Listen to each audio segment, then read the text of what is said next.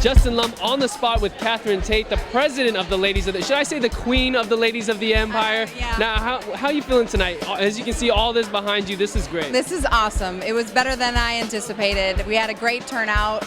A lot of the ladies are enjoying themselves, meeting each other, getting to know each other from all over the country that would normally only know each other through Facebook or other social media or tailgates within their own area. This is the one event where we come together once a year for everyone, so this is awesome. And that's so cool. Some ladies told me that they met through this program, through this organization, and becoming long-lasting friends. That's very true. That's very true. And I have to say I'm guilty of that as well. The majority of the women in here that will become lifelong friends forever and ever because of our common bond of the 49ers. Yes. Now, I heard an interesting story about you. What happened on draft day? What'd you do for the Niners? I actually had the privilege of announcing Marcus Lattimore and Quentin Patton in New York City at Radio City Music. Actually, if you look at the back of my business card, oh, that's not mine.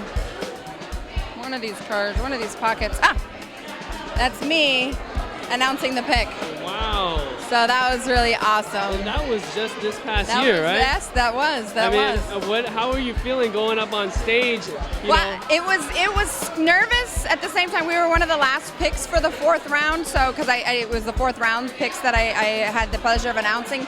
So I got to sit at the table for quite a few picks prior to see other people do it and to practice. But even though I didn't know what name I was calling, because obviously I had to wait till the war room made that decision and they phoned it into the table. And so that was the most nerve-wracking. And I have to say, I have to apologize to Lattimore because I messed up his school. He was from Southern Carolina, I think. I still probably have it wrong, but I almost said Southern California, so I was like, oops. Yeah, he's from South Carolina, but that must have felt really cool to be on stage and to open it and figuring out who the Niners were going to pick for their team. It was awesome. It really was, especially since I had a lot of people who knew I was doing that, and they really actually wanted Lattimore, and I had quite a few people who wanted Patton, so it was very ironic that I actually announced those guys, and people thought that I actually made the decision, so I'm like, sure. There must have been a lot of It's all trend. There must have been a lot of jealous ladies of the Empire wanting to be in your spot. But let's go back to tonight. I mean, what can we expect to see tonight? I mean, with all the festivities. Okay, well, we have four current players scheduled. So far, we have Parrish Cox and CJ Spillman that have arrived. We had two retired players, both Super Bowl winners. So they came with their rings, Guy McIntyre and Dennis Brown.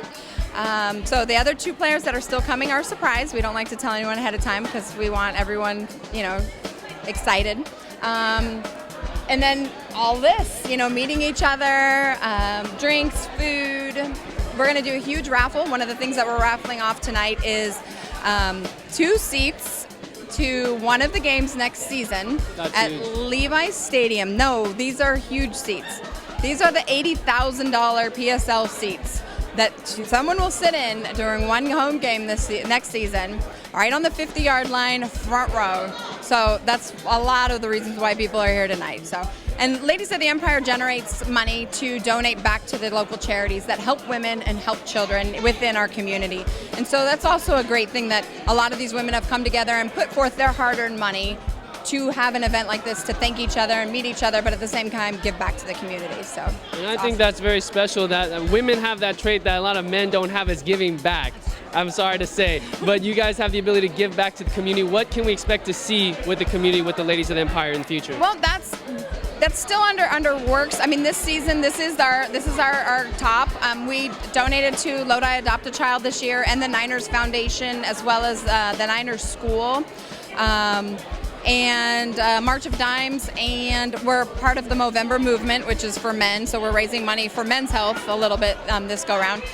Next year, we're open to any suggestions. We're kind of in that mode where I've always been the one to make the decision, and now I'm kind of giving it back to the group, saying, okay, what other things can we do and involve more women in our local community. So, hey, ladies, tell me where you want it to go. That's where we'll send it. Well, you've done an amazing job tonight. Everything looks great. Thank you for your time again, and good luck in the future with Ladies of the Empire. Yes. Me and Kat are going to get some drinks right now. Right. See you later. Bye. Follow us on Instagram, Facebook, and Twitter for your Get Sports Focus updates.